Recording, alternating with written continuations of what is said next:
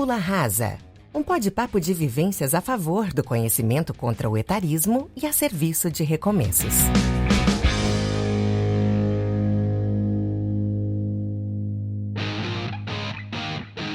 Olá, bem-vindos a mais um Tábula Rasa Sênior. Hoje nós temos aqui um convidado muito especial, uma pessoa muito querida, o professor Oscar Mealha, professor doutor da Universidade de Aveiro, que traz aí uma bagagem de conhecimento, de experiência, de vivência, de simpatia e, por que não dizer, como que a tecnologia, como que as informações, como que a comunicação, como que toda essa literacia acadêmica pode ser desenhada para interagir no mundo atual e trazer esse conhecimento na prática para que a gente possa ter um desenvolvimento social mais positivo e que contribua no nosso tema, que é envelhecimento ativo, aposentadoria voluntária de recomeços, socialização, melhorar a comunicação e os vínculos que a gente tanto necessita nos mundos atuais. Ou seja, é um mito que a gente acalenta nos dias de hoje, que a tecnologia tira a nossa humanidade, e a gente vai provar hoje com essa conversa que a tecnologia tem que existir e existe para fazer com que a gente tenha uma vida melhor, mais interativa, mais social e com vínculos mais positivos. Vamos então passar a palavra para o professor Oscar, que vai se apresentar para a nossa audiência. Bem-vindo, professor, e muito obrigado por a sua participação. Estamos muito gratos em tê-lo aqui no canal. Muito obrigado, Filipe e André, por este convite. É um gosto muito, muito grande estar aqui convosco e parabenizá-los pelo projeto, Filipe. Isto, de facto, e a todos os ouvintes deste podcast, são projetos como este. Eu sou professor na Universidade de Aveiro, a minha carreira é essa, no Departamento de Comunicação e Arte, mas sem dúvida que um serviço destes é de louvar e é de grande pertinência, e não podemos achar que é só numa instituição de ensino oficial, formal, que temos a solução da educação das nossas gentes, dos nossos concidadãos, das nossas sociedades. Muitos parabéns, Filipe, André, e muito obrigado. É com muito gosto que estou aqui mesmo. Muito obrigado. E estamos também com André Castelo Branco, nosso convidado que já vai para a primeira repetição da sua participação, prometeu uma conversa sobre cidades inteligentes, e a gente vai deixar um grande pedaço aqui com a participação do professor Oscar para a gente ter essa conversa bem animada, porque é um tema que vem tomando não só grande proporção no meio acadêmico, mas principalmente no debate social e no debate das políticas públicas, em como isso daí hoje em dia é extremamente importante e tange principalmente a questão do envelhecimento e longevidade, que muda bastante a configuração de alguns aspectos que a gente vai discutir aqui agora. Mas, André, muito bem-vindo, obrigado pela sua participação mais uma vez, ajudando aí a gente a ter as perguntas que também eu não domino, e você também é um fera aí nesse tema que pode trazer uma contribuição muito positiva para a nossa conversa.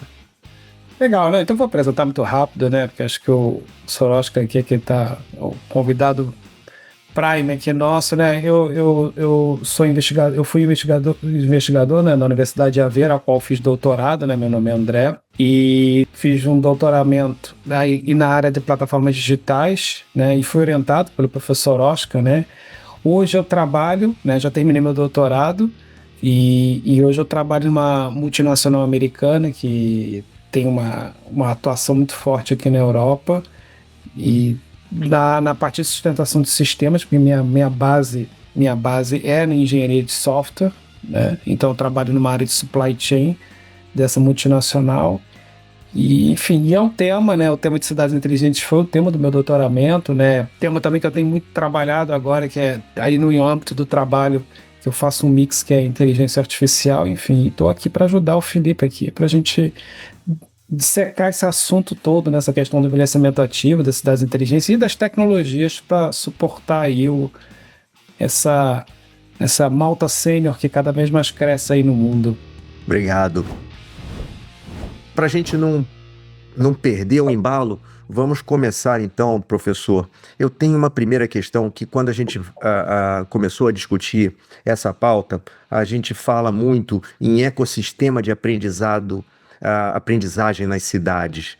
Antes da gente entrar mais a fundo nisso, o que é esse ecossistema de aprendizagem nas cidades? O que ele se diferencia do passado e o que ele tem de novo e como que ele está se desenvolvendo mais rápido com todas as tecnologias que estão sendo aportadas nesse momento? Eu acho que estamos a dar os primeiros passos nesse sentido. É como diríamos, isso é um chavão, as smart cities. Na minha perspectiva, eu acho que esses ecossistemas para a aprendizagem, as smart cities, eu creio que no Brasil estávamos a falar de cidades criativas, salvo erro, nunca ganhou muito o conceito de smart city, era cidade criativa, mas estávamos a falar de uma mesma corrente de desenvolvimento estratégico, político e efetivo dentro das cidades. A questão, como sempre, é que há uma competitividade, se quiser, estratégica e política entre aquilo que são o governo, as agendas económicas de diversos interesses e grupos económicos e a agenda do cidadão, a agenda da sociedade, a agenda do público em geral e do cidadão que habita os lugares, que habita as cidades. E, efetivamente, essa primeira agenda, e que de certa forma ainda está muito em curso, e em muitos aspectos necessário, não estou a dizer que não é necessário instalar a tecnologia, a pena é que, se calhar nos primeiros momentos, nem todas as cidades, e posso lhe dar o exemplo de algumas na Europa que eu conheço melhor, nem todas as cidades, e quem governava ou quem governa as cidades, levou esse desenvolvimento dos ecossistemas de aprendizagem, levou em tempos equilibrados ou em velocidades equilibradas do desenvolvimento da tecnologia, acompanhar aquilo que eu e o André gostamos muito de chamar o win-win, WIN, dos anglo-saxónicos, que é dos wishes, interests and needs, acompanhar os desejos, os interesses e as necessidades do cidadão. Isto vem, estes handlers, estes não são meus, é de um projeto europeu que foi absolutamente orientador para nós e para muitas cidades. Nós temos vários casos na Europa, Barcelona é se calhar uma das mais conhecidas, mas eu gosto muito. Barcelona conheço menos bem, conheço melhor Londres. E Londres, apesar de estar num quadrante político e de desenvolvimento político, se calhar é talvez do que mais se articula, ou que melhor articula o regime democrático com um modelo de desenvolvimento económico liberal dentro da Europa, se calhar é uma das referências. Não estou com isto a fazer juízo de valor, a constatar, é um cluster. E curiosamente, sempre que a tecnologia era instalada, verificávamos que ela era instalada para de alguma forma servir. Isso é interessante. Houve um movimento, muito antes deste, houve um movimento das digital cities, na década, já viragem de século. Começou nos princípios da década de 90, aqui na Europa, no Brasil não acompanhei, Filipe. E aí verificávamos coisas fabulosas para quem conhece e visita Londres. Só vou dar um exemplo muito mundano, muito comum, mas que é factual. Quem precisa se deslocar dentro de Londres, desde muito cedo, que através de smartphone e as primeiras versões de um smartphone com o que nós chamamos de acesso a dados abertos, nós conseguíamos planear efetivamente a nossa viagem, suportada em transportes públicos, através de um Google Maps ou através de uma outra aplicação aberta ou com uma dimensão de utilização gratuita, tendo acesso a estes dados. Há muito tempo. Não tivemos à espera do movimento das smart cities, não é? Portanto, esta oportunidade de digitalizar a cidade já foi feita tendo isto ao lado. Quando falamos em ecossistema de aprendizagem, não é uma aprendizagem no sentido como muitas vezes a definimos na universidade ou numa escola, no não superior, no ensino médio. Não é esse o ecossistema de aprendizagem que estamos aqui a falar. É um ecossistema muito rico em informação, Muitas vezes brincamos um bocado a dizer isto está um caos, é um termo que eu sei no Brasil para vocês não é muito querido, que é um conceito que apropriamos da física, não é? Tal como o conceito da entropia, mas o do caos também vem daí, mas o caos, a única coisa que quer dizer é que a informação está num estado entrópico muito alto, ou seja, temos tanta informação que não conseguimos organizar-nos para fruir dela, não é? Mas é aí que estes ecossistemas de aprendizagem, onde podemos agora estar a entrar no jargão mais científico, não queria ir para aí, que é do Big Data, que é este problema que acabei de dizer de mobilidade em Londres, no metro, nos transportes públicos, é um problema de Big Data há mais de 2 décadas, não é? Na altura já se sabia disso, mas a forma como o serviço é prestado às pessoas, não é? Em Barcelona temos outros exemplos, e depois podemos ir para diversos, aquilo que as agendas tecnológicas gostam, e os governos das cidades gostam de chamar os verticais das cidades, a saúde, a educação, a mobilidade, os desperdícios, etc. Ou resíduos, peço desculpa, não os desperdícios, os resíduos. Aqui, este exemplo da mobilidade é um exemplo que eu gosto muito de dar, porque efetivamente veio mostrar que a tecnologia instalada é gigantesca, mas a verdade é que a fruição disso permitiu, de facto, uma eficiência do fruir do espaço, nomeadamente em transportes públicos urbanos, fabuloso. E permite com isso também uma aprendizagem no planeamento, há todo um espaço, não é? A partir do momento que está na nossa motivação e na nossa necessidade de usar este tipo de serviços, depois há todo um caminho para a intuição. Pois aí entra a minha área de investigação, que eu não queria agora estar aqui a entrar no jargão muito técnico, mas claro que o design da interação é isto, e a investigação nesta área da interação é depois fazer com que todas estas tecnologias que nos vão ajudar a sermos mais felizes e a tirarmos melhor partido das nossas experiências. Hoje estamos a falar das cidades, mas podíamos estar a falar de outro lugar, mas é óbvio que a nossa preocupação é maximizar, eu evito o termo otimizar, porque na engenharia otimizar é uma coisa muito, muito especial. E economia também. Nas ciências sociais há um outro termo que é muito mais importante e relevante, que é maximizar. E portanto, do que estamos aqui a falar, e onde o André também se doutorou, é conseguirmos olhar para as tecnologias e desenvolver todo um espaço de investigação sobre este ecossistema de aprendizagem, de necessidade dentro da cidade, e conceber os modelos tão subjacentes ou depois a esse desenvolvimento tecnológico para que se consiga maximizar a experiência ótima de qualquer cidadão. Portanto, nós temos uma expectativa de experiência quando queremos fazer qualquer coisa na cidade, a nossa experiência, aquilo que é o nosso caminho de vida, seja o que for. E o nosso papel ao fazer investigação na mediação é conseguir fazer com que o design destas tecnologias seja feito de forma a maximizar essa experiência ótima, essa imersão total na experiência de que qualquer cidadão, dentro de um determinado contexto de serviço, naturalmente, consiga ter. Isto é um desafio, isto é como uma total utopia, Filipe, mas falar de investigação, se não falamos de um sonho permanente e recorrente, não estamos a falar de investigação. Sim. Portanto, isto é uma completa utopia, acharmos que vamos estar aqui a conceber para a experiência maximizada de um colega cidadão. Não, essa é a nossa utopia, esse é o nosso sonho, esse é o nosso farol, aquele farol que está sempre ali no horizonte, não é? Nunca lá, vamos para a filosofia, não é? Aquela verdade que nunca se vai atingir, mas é para ali que vamos. Tem que ter esse sonho para exatamente a gente poder ter esse propósito, ter essa direção, e tudo isso que foi dito sobre esse ecossistema de aprendizagem é simplesmente organizar uma informação, pelo que eu estou entendendo, que já estava disponível, só que ela não estava organizada. Ela não estava, de certa maneira, colocada num livro, digamos, digital, que pudesse ser investigado de tal maneira a produzir resultados para uma determinada ação.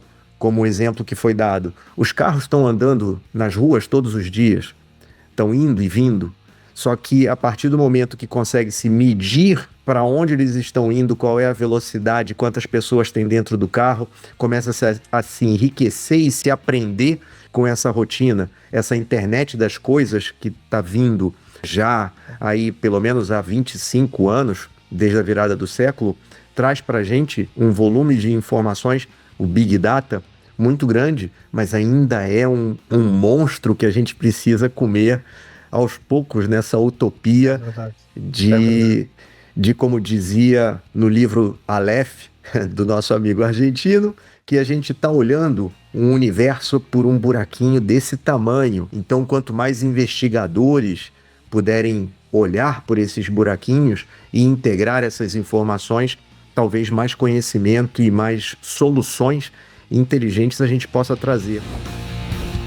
Eu lembro até de uma situação na Colômbia, em Bogotá, muitos brincavam que construíam uma ponte e ninguém atravessava a ponte. A mesma coisa no Brasil, isso daí frequentemente acontece. Muitos atropelamentos numa via pública, constrói-se a ponte e as pessoas continuam atravessando fora da ponte porque a ponte não tem a observância do órgão de trânsito de colocar onde as pessoas precisam e onde as pessoas estão querendo atravessar, né? Então o pessoal em Bogotá fala, a gente desce no ponto do autobus, do ônibus aqui, então a gente quer atravessar aqui. Por que eles colocam 1 quilômetro para frente onde não tem nada? Não faz sentido, né? Então é a partir do momento que começa a se ter esse cuidado com a informação, esse cuidado com a aprendizagem do que funciona e do que não funciona, as cidades começam a ficar efetivamente mais inteligentes, conforme o seu exemplo, não só no transporte, mas na saúde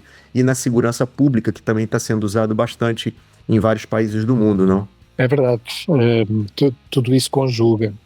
Mas ainda assim, Filipe, há aqui um paradoxo num caminho como este, e em muitos aspectos semelhante ao do André, que também traz um percurso de engenheiro. Eu vou aos poucos, vou desvendando. A minha formação base é de engenharia, eletrónica e telecomunicações, e com cerca de 30 anos no Departamento de Comunicação e Arte, e um dos fundadores do departamento, portanto, no chapéu assumidamente das ciências sociais. Tinha várias propostas e, portanto, se aceitei de livre consciência, de livre escolha, e perfeitamente consciente de para onde estava a ir, que na altura era uma profunda incerteza, ir para uma área das ciências sociais como o Departamento de Comunicação e Arte e na área da comunicação humana mediada pela tecnologia. Numa altura, aceito isto, o HTML tinha 2 anos, ainda estava na versão 1.0 o HTML. HTML, para quem não sabe, é a linguagem de toda a web. Quando desenvolve uma página para a nossa World Wide Web, para a nossa internet, como alguns chamam, mas é a web, na verdade, estava na versão 1.0. E deixe-me dizer que eu vivo num paradoxo constante. Já na altura, quando aceitei este desafio, é porque a escola de engenharia, eu aqui estou a falar de escola propositadamente, não estava a pôr aquilo que eu achava ser a tónica necessária, o investimento necessário para percebermos o propósito de verdadeiramente servir o ser humano. É claro que para nós isso é uma premissa. A engenharia põe a funcionar ao serviço do ser humano. O que eu não achava é que o ator ser humano estava nessa equação de escola. E, portanto, este desafio de ir para o Departamento de Comunicação e Arte, onde o problema ia ser pensar a informação e a comunicação humana, mas através exclusivamente da problemática da mediação tecnológica, foi uma coisa absolutamente fabulosa. Mas isso só tem vindo a alimentar um paradoxo imenso em que eu continuo a viver. Porque se por um lado é verdade que a tecnologia, e temos excelentes exemplos disso, até com tudo o que é crítico da inteligência artificial, a inteligência artificial já está a resolver problemas de uma grande complexidade, que nós íamos demorar séculos, algum dia os conseguiríamos resolver na área da molecular, a desenvolver novos medicamentos, etc. Portanto, é preciso ter consciência disso. Mas, por outro lado, quando contrapomos com a condição humana, tem-se estado aqui a acontecer uma coisa muito estranha, é que como seres humanos e animais racionais, mas sociais que nós somos por definição, não na base, mas do ponto de vista da sobrevivência, sempre procuramos essa dimensão social para aquilo que é a nossa sobrevivência. Isso sempre veio da antropologia, não é? Ensinaram-nos isso. E aquilo que começamos a ver é que a tecnologia, neste momento, não nos dá aquilo que chamamos os estudos de proxémia, não nos dá aquela proximidade e aquela intimidade que sempre foi estudada como sendo de animais sociais, neste caso racionais e no nosso caso seres humanos. Nós estamos a perder isso. A tecnologia não está, de alguma forma, a alimentar isso. Os amigos das redes sociais, desde os TikToks, Instas, Faces, por aí afora até o High Five, para a primeira rede social de alguns das pessoas que agora estão nos 30 e muitos anos, não é? As primeiras redes sociais que vieram com a web, não é desses amigos que estamos a falar, e uma pessoa, conforme vai andando na vida, vai percebendo que mesmo o conceito de rede social não alimenta, não está a nutrir aquilo que é o ser humano social e aquilo que por definição nós precisamos. Agora Filipe e André, que eu vos vou contar, há aqui coisas a surgir, são coisas antigas. Harvard recentemente começou a circular em um livro que é The Good Life, portanto a vida boa, um estudo na Harvard Medical School. Harvard, uma das universidades de referência perto de Boston, ali no nordeste dos Estados Unidos, e um estudo longitudinal sobre a vida boa e em particular este bem-estar. Estamos a falar aqui hoje. O que é isto do bem-estar? E que papel dentro das cidades, mas podemos pensar noutro quadrante, mas para já vamos retomar o tópico. Bem-estar, envelhecimento ativo, e vamos ver o bem-estar ao longo da vida. E agora espantem-se, esse estudo da Good Life, em português foi traduzido para a vida boa, se calhar em português europeu, português do Brasil, não sei se o termo é esse, mas valia a pena vocês lerem o livro. Espantem-se que, quase como a verdade de lá para Alice, é 80 anos. Há participantes que já faleceram. É um estudo longitudinal que acompanharam durante 80 anos centenas de participantes. E depois, pouco tempo depois do estudo começar, começou só com homens, isto início do século passado, meados, não foi início, mas já pós-Segunda Guerra Mundial, depois as famílias, e continuaram para os filhos. E se eles disserem, e a pergunta era, o que é que vocês precisam para ser felizes, ou o que é que vocês sentem? A primeira coisa, isto é dos Estados Unidos, atenção, nós estamos a falar da mesma espécie. Isso é importante. É importante, mas a parte cultural é importante, a gente todos sabemos Claro. que a parte cultural é extremamente importante, ou seja, o contexto em ciências sociais é sempre, contexto e a situação, mas aqui o contexto é muito importante, e eu estar a sublinhar, é um estudo dos Estados Unidos, mas agora vão perceber, há aqui uma harmonia na condição humana, e vão ver as semelhanças com muito daquilo que vocês conhecem. Pelo menos que eu conheço na cultura portuguesa e daquilo que é o contexto em que eu tenho vivido ao longo destas décadas também. Pergunta então, o que é que para si faz sentido, para ser feliz, e quais são as causas que pode atribuir àquilo que é a sua condição de ser feliz, isto ao longo de 80 anos, a estudar isto.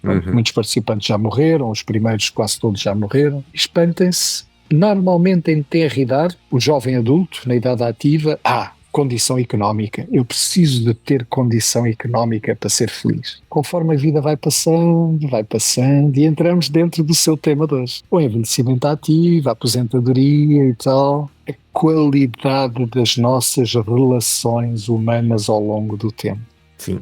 Isto é importante. Eu estou a ir buscar os conceitos exatos. A qualidade das nossas relações, ok? Não é a qualidade da família, nem das relações que estabelecemos ao longo deste tempo todo. É isso que nos leva, em primeiro plano, há outras coisas, mas top of tops, ok? A qualidade das relações que nós conseguimos manter e ir fazendo ao longo do tempo. E como é que isso é um dos fatores preponderantes e os mais importantes para nós chegar. Estamos a falar de vida 80, 90, Filipe. Isto não é, quem se aposentou com 55 anos. Não. Não me interpretem mal. Leiam o livro, vejam. Estamos a falar de 80 anos a acompanhar.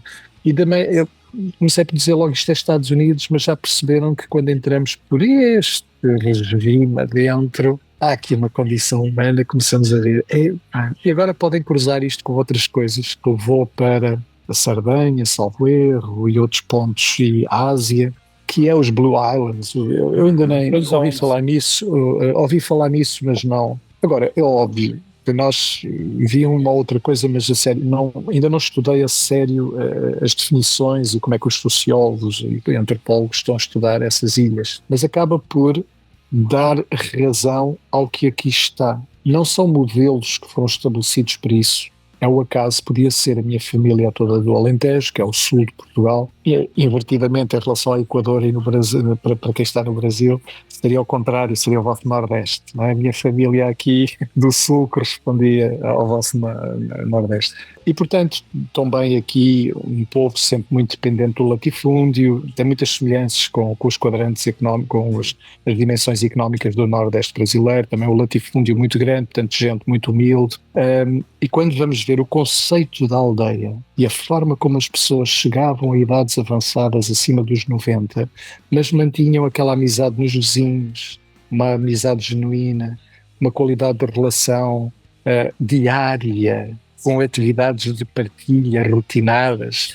Chegávamos a um café e víamos ali os anciões todos. Os mais novos nem estavam autorizados a sentar à mesa, a vê-los a jogar às cartas e ao dominó. Nós fazíamos assim à volta, uma rodinha para vê-los ali a jogar, 80 e muitos anos. E ali estavam eles todos os dias depois do almoço, iam beber o café e ali estavam a jogar o seu dominó e a fazer torneios entre eles, e os mais velhos lá estavam. E nós só estávamos autorizados a espreitar de pé à volta da mesa. Portanto, é isto. Agora, o paradoxo. As tecnologias não estão ainda a alimentar isto, estão a resolver outros problemas fabulosos, mas não estão a alimentar na essência isto. E pior, nós sabemos que vai haver uma movimentação muito grande das pessoas de procurar viver em conjunto, desfrutar das cidades.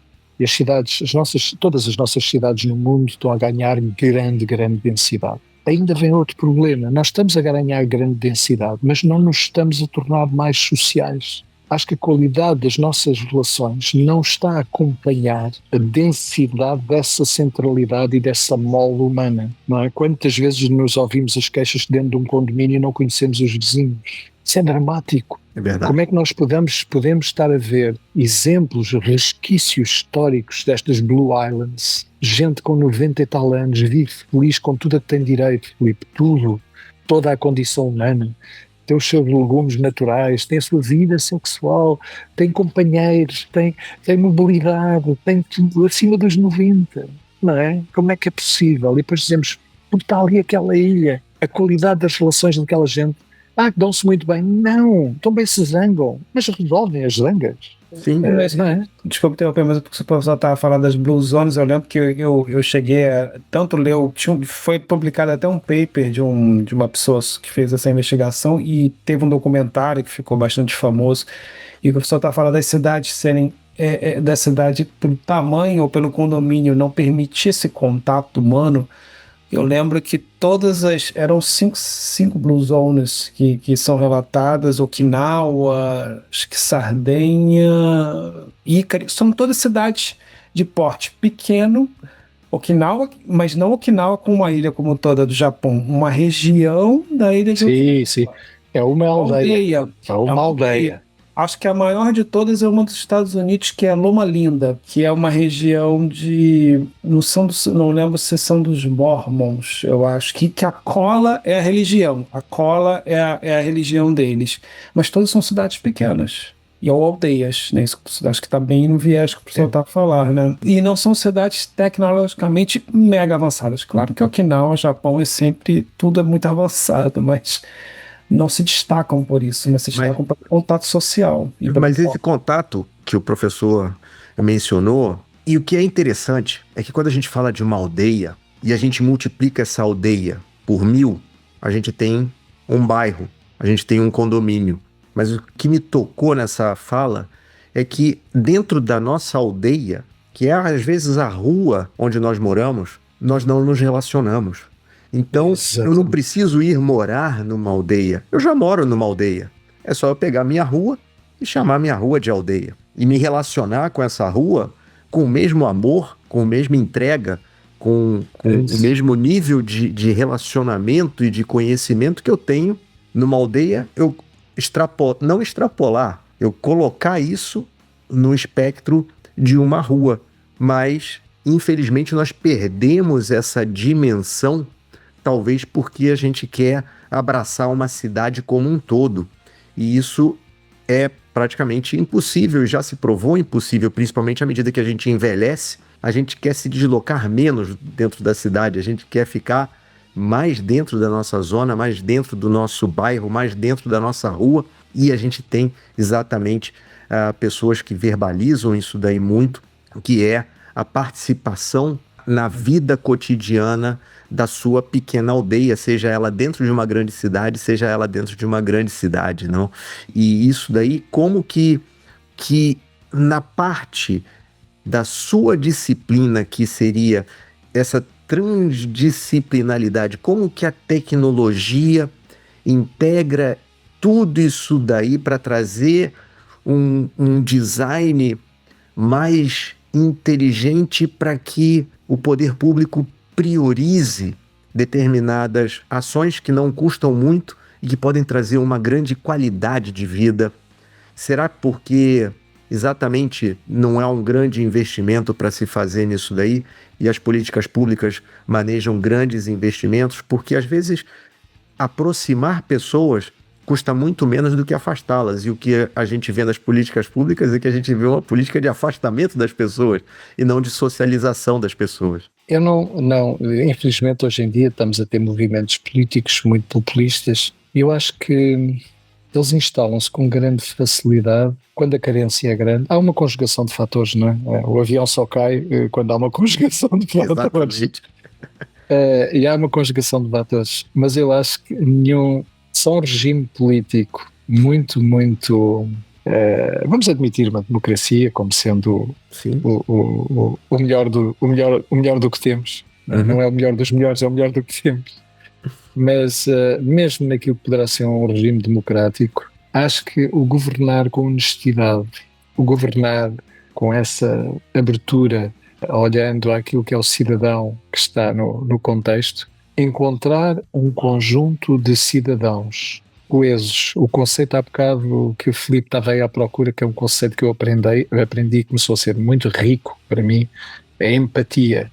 A empatia humana entre dois seres humanos, e depois ainda há outra, que é a empatia social. A gente sabe que numa mole de seres humanos e na rua, tal como na família, não precisamos sair dos nossos círculos familiares. Há os entes familiares mais empáticos e há aqueles, não têm de ser necessariamente antipáticos, mas há sempre aqueles entes familiares que não vão lá muito à bola um com o outro, mas isso é a magia da empatia humana e depois sobre isso a empatia social. Eu quero acreditar que qualquer regime democrático hoje em dia quer verdadeiramente governar, se encontra um país, uma sociedade, um conjunto de cidadãos verdadeiramente organizado como nós estamos para aqui a sonhar, não é? Ou a extrapolar como um sonho, convenhamos que põe em causa muita coisa, não é? Qualquer governante perante uma empatia social consolidada, com alegria, que sabe o que quer, que convive diariamente, com este nível de cumplicidade, quem vai governar é bom que tenha isso e que saiba.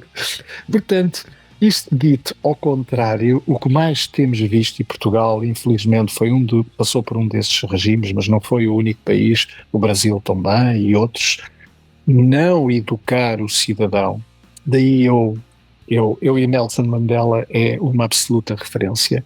Não educar o cidadão é o caminho para fazerem o que quiserem dele. Portanto, educar primeiro, mas a seguir criar as condições para haver esta mole empática, esta não é só conexão, não é, André? Você estava a dizer, esta oportunidade para nos conectarmos é muito mais do que isso, não é? Não é só pedir uma ajuda, é criar esta dimensão de cumplicidade e de empatia humana. A partir do momento que há empatia, começa aquilo que definimos como amizade. Às vezes nem sabemos dizer porque é que eu sou amigo daquela pessoa, mas somos amigos há tanto tempo, nós somos mesmo felizes juntos. O único conceito que temos para nos agarrar é para nutrir-nos um pelo outro de uma empatia muito grande. Não me perguntes porquê. Às vezes, eu não posso com aquele cara. Então, ok, tu não podes, mas olha. E, portanto, quando vamos para aí, isso é mágico. E, portanto, mas as pessoas, não é no Face, não há mediação tecnológica que consiga resolver. Esse é o paradoxo. A mediação tecnológica pode-nos manter próximos, como demonstrou na pandemia. Foi um excelente exercício, não é?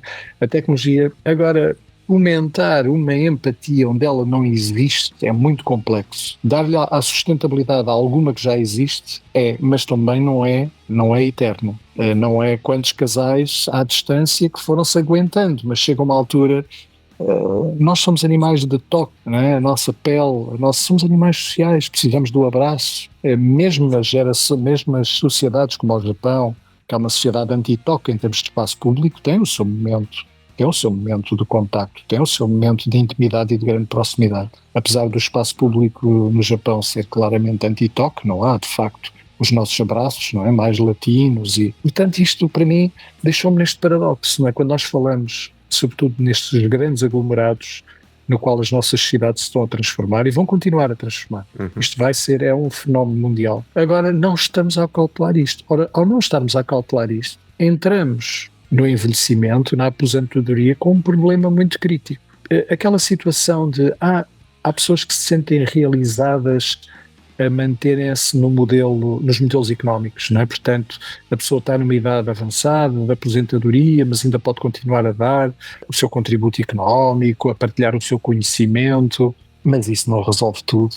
Resolve pequenos casos em que as pessoas de facto continuam a ter os seus contributos legítimos para dar, mas não resolve isto da condição social e da condição humana à escala que nós estamos a falar, de milhões de pessoas numa sociedade, olhando aos milhares de pessoas num bairro, Filipe, como estava a dizer há pouco. Portanto, aqui a tecnologia, sim, consegue dar alguma sustentabilidade a algo que nós ainda temos de fazer pelas pessoas, com as pessoas, no lugar onde as pessoas se vão concentrar. E, portanto, as tecnologias é mais um instrumento para o dia-a-dia e para agilizar as coisas do dia-a-dia. Aquilo que nos vai verdadeiramente fazer felizes ao longo da vida não é por aí, a não ser que a tecnologia faça uma coisa que neste momento não vejo as redes sociais a fazer, que é nutrir esta empatia. Pode-lhe dar alguma sustentabilidade se essa empatia for já construída, mas ela não é construída via Faces, nem Instas, nem TikTok. Poderá depois ser dada alguma sustentabilidade por aí, mas não é uma amizade de rede social que vai chegar a isto que nós estamos a conversar aqui. Isso é um tremendo paradoxo, ainda não estamos nessa linha, e agora vem a inteligência artificial fazer aqui outra coisa que ainda está a ser muito confusa para muita gente. Mesmo sem pôr inteligência artificial nesta conversa, porque há aqui já experiências e coisas assustadoras, mas acho que ainda nos afasta mais, que é o humano virtual, e relações com humanos virtuais. É assustador pensar nisso, mas atenção, provavelmente há situações de grande clausura e de questões comportamentais muito, muito individualizadas. Poder ter uma tutoria, um acompanhamento quase imediato, se quiser, de uma máquina que possa recomendar bem essa pessoa, pode salvar vidas. Mas mais uma vez, isso não é um fenómeno social como nós estamos agora aqui a falar, não é isso, e isso é assustador, pensar num conjunto de coisas que se está a introduzir. Eu quero continuar a achar que a agenda económica está aqui a ganhar pontos em relação a um verdadeiro desenvolvimento social que nós já podíamos estar a levar, mas que ainda está por fazer. Eu acho que esta concentração nas grandes cidades é assustador e numa primeira instância não nos está a dar. Veja como é que a institucionalização é que é a solução para a idade avançada. Isso é assustador. Vamos institucionalizar as pessoas com outras pessoas que não têm relações sociais. Só por sorte é que vão desenvolver. Mas isto começa com as crianças, não é? Uma criança que deixamos no infantário, só por sorte é que vai ali fazer amigos. A gente tira do infantário, que amigos é que ficaram, não é? Passado 10 anos, há alguns amigos do infantário. Não é? É infantário que vocês também é o termo que usam. Creche. De creche, jardim de infância. Na creche. Sim. Quantos amigos é que efetivamente ficam de uma turma no ensino médio ou ficam numa turma, não é? Na verdade, de onde é que vêm os amigos? Esta qualidade das relações, deste tenridade, quando chegamos a idades avançadas, não somos animais sociais diferentes. Não é por estar institucionalizado num centro de dia ou num lar que vai ter ali amigos com 80 anos. Não é assim que se faz. Não é assim que se nutre a empatia, não é assim que se cria as cumplicidades, não é por deixar uma pessoa numa certa instituição. Portanto, isto é assustador e há aqui um tremendo paradoxo, não é? Aqui em pleno século XXI, há aqui um tremendo paradoxo. Eu e o André, contra nós falamos sobre a engenharia e estamos a levar uma lição do espaço social e de muito aquilo que é a antropologia humana, naturalmente, e depois, naturalmente, toda esta dimensão social e da comunicação humana, só para ver que ainda temos tanto para fazer. A questão que foi a primeira que o senhor colocou, eu já tomei nota aqui, que como dizem os gregos antigos, tudo começa na academia. Então muitas respostas já estão dadas, né, para essa ressocialização, é a educação do cidadão. A única coisa que a gente, com a idade que a gente está vivendo mais e com o avanço do conhecimento e a democratização do conhecimento, que antes era restrito a um círculo, ou melhor dizendo, às vezes a qualidade do conhecimento era restrito a um número pequeno de pessoas, agora ele pode ser expandido para um número maior de pessoas, independente da classe social, da raça, da religião e da nacionalidade. Então, todo esse trabalho que os agentes sociais e econômicos, e aí coloco as universidades, estão sendo decisivas para trazer essa integração das cidades inteligentes e provocar o cidadão para que ele também saiba das suas prioridades, do que é importante. Não somos nós que temos que dizer para as pessoas que têm que ter empatia, as pessoas têm que se despertar para a necessidade de que elas precisam ter empatia, mas como podem saber disso se não interagem? E aí a gente vê iniciativas como universidades para terceira idade, cursos para pessoas mais sêniores, que fazem com que esse público que já tem uma certa maturidade possa participar mais ativamente da vida social das cidades inteligentes e trazer mais pressão nessa panela social que a gente está vivendo para que as coisas aconteçam, porque, como dizia os japoneses que o senhor citou, o Kanban era aquela cordinha que se puxava nas fábricas quando alguma coisa estava errada. Então a gente tem que puxar a cordinha. Se a gente não puxar a cordinha, ninguém vai saber que as coisas estão erradas e não estão andando na direção certa. E voltando à questão da educação e do acesso a ter esta oportunidade de educar, de um cidadão se educar, eu diria, começando a nossa conversa aqui no seu podcast, que já há algum tempo que não é só na universidade que se educa. Exato. A universidade é, digamos, um centro onde eu diria que instituições de ensino superior, já não são só universidades, instituições de ensino superior, que têm a responsabilidade, eu diria, a obrigação de também nutrirem aquilo que é conhecimento e nutrirem a inovação. Agora, educar, já há algum tempo não é só na universidade que isso acontece. Eu quando comecei por dizer que está de parabéns mesmo por uma iniciativa destas, com instrumentos como este, de um cidadão para outros conjuntos de cidadãos do mundo, também se educa. Okay? A questão aqui, que para mim alimenta muito este paradoxo, ou paradoxos, é que a verdade é que estas tecnologias também elas deslumbram, permita-me até o termo, embebedam. As pessoas embebedam-se, não é? Elas entram num nível de deslumbre tal, quase que se esquecem da condição humana, não é? Daí muitas vezes, ainda me lembro do Papa Francisco, eu sou ateu, mas sou uma pessoa, se calhar, quando vejo muitas à minha volta ligadas a religiões, respeito de todas as religiões, tenho tido como referência alguns homens da religião. Okay? E um dos últimos que já cá não está entre nós foi o Papa Francisco, uma pessoa que de uma condição também, com os seus problemas na sua vida, naturalmente, não é? Um comum dos mortais, como todos nós, mas um homem que teve um projeto muito grande, e ainda ouvia dizer que estamos nos egoísmos, estamos na era dos egoísmos, e estamos na era dos egoísmos porque este deslumbramento, eu acredito que não seja por querer, Filipe, é porque esta abertura, como disse muito bem, esta oportunidade de bebermos de informação nova, de conhecimento novo, de mundos novos, de conhecimentos novos, primeiro levou-nos a viver a uma velocidade ponteante. É contra a natura. Eu acho que não devíamos estar a viver a uma velocidade estonteante. É contra a natura. Os nossos metabolismos não conseguem integrar isso. Não. O nosso sistema humano não está preparado para isso. O stress, a ansiedade, a depressão, não estamos. Não estamos ainda preparados para isso. Portanto, isso mata-nos, tira-nos saúde. É o oposto do que estamos aqui a conversar. Portanto, há esse deslumbramento, essa bebedeira de deslumbramento tecnológico e de ter acesso a tudo. Está tudo em contracorrente. Ao que estamos aqui a dizer, parem e desfrutem de uma boa refeição nordestina de 4 horas à mesa. Isso, mas alguém está 4 horas. Estão a conversar, estão-se a alimentar calmamente, e depois bebe mais uma cachaçazinha, depois perde mais um bocadinho de carne assada, e depois vai passear lá fora para ver as crianças a brincar, e depois há ritmos aqui que se deixaram de viver. É óbvio que a vida não está tão bem. A vida tem de ser estes. Não, não é isso. Eu não estou a dizer que a vida agora tem de ser estes ritmos. Já não há mais balanceamento, já não há mais contraponto, sinfonia, como diz o músico. Não é? Já não há mais contraponto, sinfonia.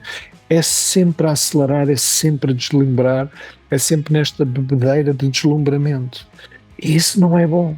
Isso não nos leva, não nos consegue dar esta harmonia. Portanto, se me disser neste momento, quando e o André sabe disto, que ele viveu connosco muito aqui à universidade, quando estamos a trabalhar apps e trabalhamos muito ainda contra as soluções de mediação para a condição humana, continua a ser sempre a nossa premissa, sempre, sempre, sempre. Se há coisa que nos preocupa a certa altura é aonde é que está a dimensão social da aplicação que você está aí a conceber. E tentamos explicar porquê. Não é possível estar a conceber alguma coisa que não tenha algo que revele esse suporte social. Pode ser de um cuidador, pode ser... ainda recentemente temos um grupo de alunos a pensar os festivais. Se vai aos festivais não vai sozinho. Onde é que está a condição social para que... Como é que eu vou a um evento cultural de grande escala? Como é que eu faço a gestão da participação social dos meus amigos? Se houver perigo, como é que todos os meus amigos saem em segurança? Onde é que eles estão? Portanto, neste momento, o melhor que conseguimos fazer no meio deste deslumbramento é manter na equação a parte social. Mas estamos longe de ser isto que estamos a falar, não é? As Blue Islands. Estamos longe ainda de conseguir levar para aí esta gente toda. E quanto mais denso fica, aquilo que eu vivi em São Paulo foi assustador. Acho que foi a primeira cidade. Eu praticamente nasci em Joanesburgo, na África do Sul, mas nunca tinha vivido uma grande metrópole como São Paulo. É assustador. É o exemplo de, mas para onde é que nós estamos a ir? É tudo muito, muito denso. Os condomínios gigantescos, estamos aqui a falar, cidade com movimentos e densidades gigantescas, ruas, gente que se cruza e já não diz nada, não dizem nada uns aos outros, entram no elevador, ninguém diz nada um ao outro. Como é que numa caixa, um paralelepípedo fechado, com uma área, uma volumetria ali de 4 metros quadrados com 6 pessoas lá dentro, ninguém consegue dizer nada uns aos outros. Isso é assustador e já há décadas que estamos a alimentar isto, Filipe, há muitas décadas, ok?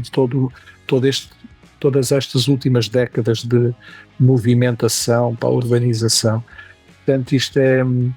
Aqui em Aveiro, as pequenas cidades, e o André sentiu isso. Eu vivo aqui numa pequena cidade, é centro de Portugal, mas é centro-norte, está a 60 km do Porto.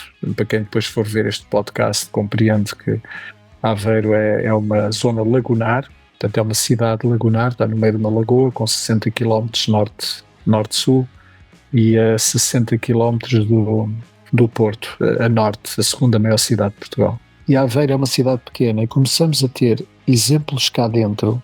Estava a ouvi-lo a falar há pouco, Filipe, de pessoas que fecham a rua. Os vizinhos combinam entre eles. Yeah. E há um dia do mês que pedem autorização aqui ao Presidente da Câmara, não é? O Presidente da Câmara, e está combinado, e a polícia vai mesmo lá, põe barreira, esta rua está fechada por ordem dos seus moradores, e para fruir, estão todos convidados a vir para dentro da rua fruir. Fazem-se churrascos, as crianças andam de bicicleta, os pequeninos andam de triciclo, jogam à bola, fazem o que quiserem na rua, não há carros a circular, não há nada. Este bairro, e entre dois grandes pontos daquela rua, esta rua é nossa. Isto é tão saudável. Isto é parar. Não tem de ser todos os dias. Mas nós, como seres humanos, precisamos de tempo para nutrir isto.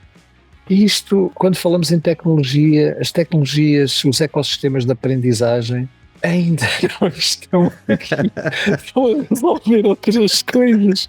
Aqui onde nós ficamos com um balde de água fria, não é, Filipe? É aqui onde eu e o André ficamos. Esta cidade inteligente ainda é muito mais inteligente do que a nossa Smart City. Esta é verdadeiramente smart. É um caminho que vamos ter de fazer, Filipe. É um caminho. Neste momento já estamos a pensar, já agora para deixar alguns após, já estamos a pensar as Twin Cities, não é? As cidades gêmeas digitais, porque hoje os dados já são tantos, nós conseguimos encontrar modelos digitais que de alguma forma representam a orgânica da cidade, do que está acontecendo na cidade. O pulsar da cidade real consegue ter um modelo alimentado por dados reais da cidade, mas que no fundo é uma representação digital do que é que aconteceu ou no ideal está a acontecer, a Twin City, Digital Twin City.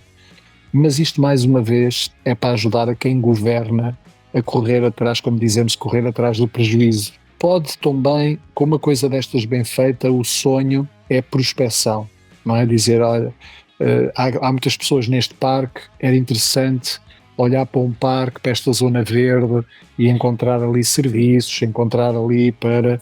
Portanto, mais uma vez, uma pessoa de bem a governar, a pensar nas pessoas, estas tecnologias podem ser muito importantes para melhorar os modelos de vida e procurar melhorar esta dimensão social.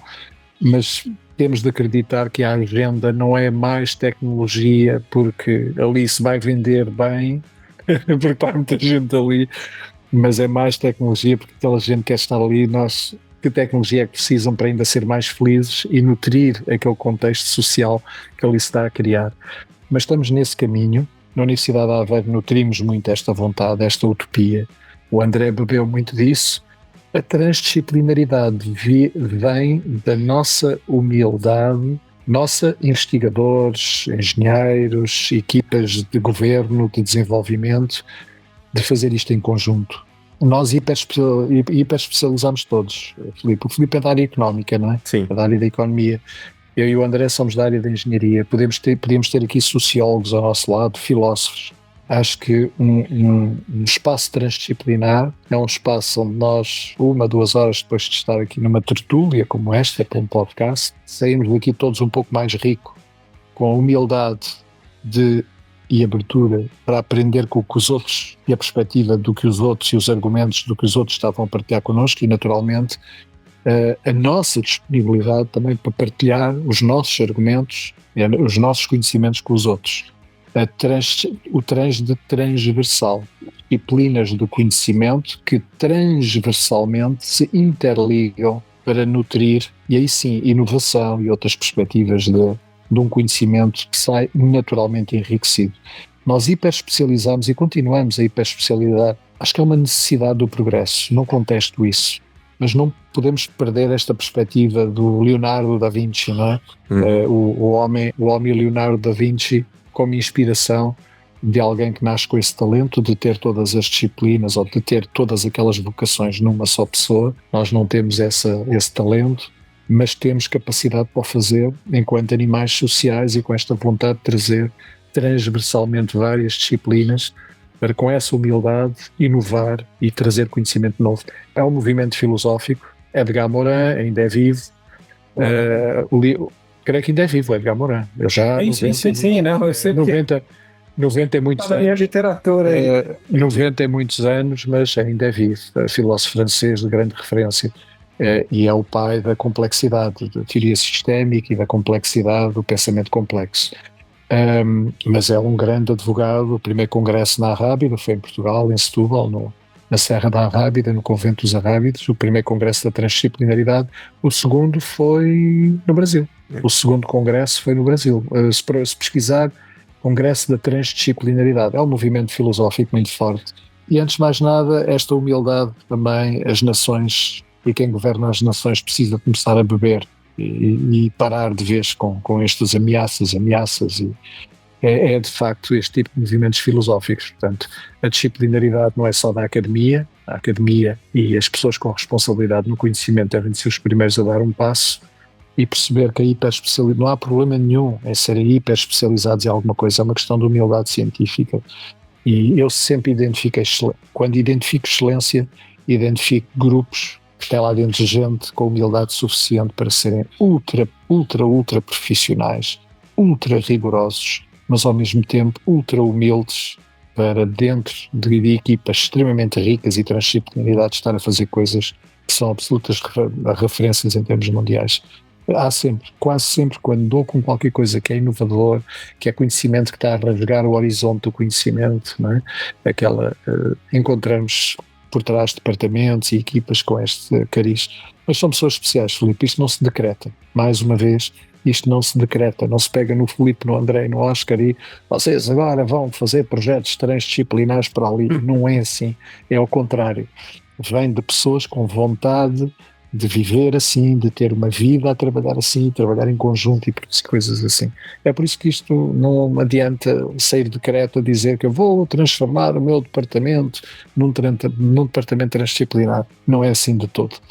Não, pode não haver empatia para isso. Alguém quer continuar a ser hiper especializado e a desenvolver a molécula da sardinha, vai continuar a desenvolver a molécula da sardinha sem falar com mais ninguém. E temos de acreditar que é legítimo que o faça, mas esse não será o caminho para desenvolvermos outras coisas. Não? Eu tenho uma questão agora que na verdade não é minha, é do André. Então eu vou passar a palavra para o André porque ele trouxe a questão da colaboração com as empresas, né? Então, André, você está com essa questão que a gente discutiu hoje à tarde, dessa integração das empresas nessa equação, ou seja, trazer mais esse agente econômico e social para essa discussão, que já falamos das instituições de ensino, já falamos das instituições públicas, da participação do cidadão, mas falta esse agente aí que é super importante para a gente nesse desenvolvimento do polo urbano que a gente vive, ou dessa questão de convivência e de empatia, que são essas entidades, de certa maneira, mágicas, que podem ter não só a solução ou o problema. Sim, na verdade, é exatamente nesse ponto, né? Como é que o professor vê a forma de que a empresa pode gerar essa inclusão ou ajudar nessa inclusão, né? Se a gente tem um aumento de uma população sênior, os sêniores hoje são tantos consumidores como produtores de informação. Eles são, né, assim como todos nós, né, grandes máquinas de dados, né, que estão todas as plataformas aí a consumir esses dados, né? Então, como é que o professor vê que de uma forma positiva, né? Acho que a gente tem que sair daqui, né, com todo o nosso discurso humano, né, o nosso lado de ciências sociais, a gente quer o melhor para a sociedade, o melhor para o grupo, né? Como é que as empresas podem contribuir, ou que exemplos o professor viu que, olha, não, aqui tem um contexto onde uma empresa não entrou só com a tecnologia, né? Falamos isso até muito na investigação, né? Que a empresa entra muito vendendo a tecnologia pela tecnologia, para os agentes públicos, etc. E pronto, foi uma etapa das Smart Cities. Mas como é que o professor vê que essa empresa pode ajudar? Seria incluindo esse cidadão num design participativo? Seria trabalhar uma linha de serviços específico para ele? Como é que o professor vê essa inclusão, né, e com a participação das empresas, né, dos privados? André, eu sinceramente, daquilo que eu percebo das escolas de engenharia, onde as coisas também estão a mudar muito e por onde nós os dois passamos, se lhe perguntar, então, mas da sua escola de engenharia, você teve no seu percurso algum estímulo à reflexão, aquilo que foi um desafio intelectual? E passar por uma universidade deve ser, antes de mais nada, um desafio intelectual. E depois, sobre isso, construir o seu caminho de aprendizagem. Deve ser. Vamos por isto. Qual foi o desafio intelectual que teve para refletir, para pensar e que aprendizagem é que desenvolveu sobre, no seu papel de engenheiro, envolver a sociedade, pensar na sociedade, se quiser pensar no cidadão em concreto, e que proximidade é que o cidadão em concreto teria da sua obra enquanto engenheiro, ou do seu produto enquanto engenheiro? Aonde é que teve isso no seu curso? Vamos falar de escola de engenharia. Eu só estava a falar pré-Universidade de Aveiro, porque na Universidade de Aveiro tive... Não, escola de engenharia. Na Universidade de Aveiro você não teve uma escola de engenharia. Não. Eu posso falar pela minha também. Não tenho. Era só estudar linguagens, lógica de programação. E se calhar a perspectiva da gestão, gestão financeira, gestão de recursos humanos. Mas não é isso que estamos a falar. Nós estamos a falar de end user. Isso num business model, não é? Isso num modelo de negócio. Nem todas as empresas. Eu acho que a questão que o André colocou é uma questão muito geral, mas há aqui o end user, não é? Podemos ir ao modelo de Londres do metro, não é? Do tube, do underground. É claro que a tecnologia que ali é instalada é para manter todo um sistema que, não diria quase, mas talvez 24 sobre 24 horas para algumas estações, está a servir seres humanos, não é? Trata da mobilidade de seres humanos. Portanto, qualquer parafuso caliente, escada rolante, contador de entradas e de passagens, a bilhética, os cartões, tudo aquilo serve um propósito. Há seres humanos que estão em mobilidade dentro daquele sistema de transporte. Portanto, desse ponto de vista, perceber que há uma agenda de engenharia, há um programa, vamos lhe chamar assim, os arquitetos é que gostam muito dos programas, há um programa de engenharia para instalar aquele equipamento e conseguir de alguma forma compreender em todo o seu processo de instalação de tecnologia, temos de compreender o que é que esta gente em mobilidade precisa, ok? E o que é que aqui está desta informação que estamos a recolher pode ser útil até para outros dados abertos. Estes dados podem ser importantes para alguém pôr isto ao serviço das pessoas e tornar a sua experiência connosco uma melhor experiência. Numa escola de engenharia, quantas vezes é que isto entrou no nosso projeto? Não é? E me levou a pensar, para quem é que isto é? Como é que tu pensas? Personas, há ali uns instrumentos, há ali umas resenhas, não é? De uns instrumentos que nos podem levar, mas nós como end user, temos coisas, mas eu acho que começa logo aí. Isso quando passa para fora, ou há de facto um DNA na empresa, não necessariamente na escola de engenharia, quando falamos de tecnologia, e aqui tem sido muito isso, IT sector, não é? É onde estás, André. Sim. Mas ou há de facto um programa da empresa e há um modelo de negócio, temos de pôr assim, há um modelo de negócio que é claramente suportado por perceber tudo isto, e tudo isto passa pelo cidadão e compreender o cidadão. A IBM, dos americanos, a IBM, a International Business Machines, não é? A velhinha IBM, acho que foi das primeiras que eu ouvia falar, e talvez a Oracle, em social business, em que o end user não é B2B, é B2C, é em áreas de negócio de business para customer, ok? Efetivamente, o end user é importante. Não é só sonhar com ele e acordarmos de manhã enquanto engenheiros ou enquanto outros profissionais na área da empresa e que temos aqui um cliente. Não. É encontrar no nosso modelo de negócio forma de o auscultar, de ter próximo daquilo que estamos a fazer para essas pessoas. Passamos a ter aqui um ciclo de social business, onde o stakeholder, onde passam a considerar essas pessoas stakeholders do negócio. Ora, quando começamos a dizer assim, eu sou parte interessada do modelo de negócio, és. E dizer quem está a instalar tecnologia numa cidade, o cidadão, é a parte interessada do meu modelo de negócio, aí já ganhamos. Agora, quantas empresas é que genuinamente têm isso no seu modelo de negócio e têm essa preocupação no seu programa? Eu até não quero chamar modelo de negócio é uma coisa técnica, e o Filipe, se calhar de nós os três, sabe muito bem o que eu estou aqui a dizer. Não temos de ir ao recorte técnico do modelo de negócio, se calhar o programa de instalação de determinada tecnologia. Eu acho que o problema começa logo aí, André, porque temos de tudo. Temos empresas que são exemplos e temos outra que tem uma agenda para instalar e tem dinheiro para ganhar e há ali o retorno do investimento que fizeram e vamos embora. E tem de se instalar. Mas aí quem governa e tem responsabilidade em investir, em mexer com o dinheiro do erário público, né? Com o dinheiro público, é que se calhar tem de ter aí alguns escrúpulos naquilo que é a forma como negocia, mas também muitas vezes não há sensibilidade para isso também, não é? Mesmo quando vamos para as áreas típicas das áreas das ciências sociais, a economia é uma delas, a gestão é uma delas, mas nem sempre a sociedade há sensibilidade para compreender isso quando depois são apanhados em altos cargos de governo dos lugares, não tem de ser governo das repúblicas, governo dos lugares, governo de proximidade das necessidades das pessoas. E nem sempre depois se verifica isso. E é pena, porque assim vai ser difícil. Andamos para a frente, mas muito, muito lentamente. Muito lentamente. O professor estava falando, mas até lembrar, eu acho que a única disciplina que tive na graduação com isso, ela chamava-se, acho que era Engenharia de Sistemas e Sociedade. Só isso. Mal. Já não é mal. Mas era uma disciplina que os próprios alunos dispensavam. Não, mas aí é... Pronto. Não era valorizada. No lado de economia, como o professor mencionou, a gente estuda muito do lado social, mas é um lado social extremamente teórico. Então você congela determinadas variáveis e a partir desse modelo de variáveis congeladas, se isso daqui ficar perfeito, o outro lado vai se comportar dessa maneira.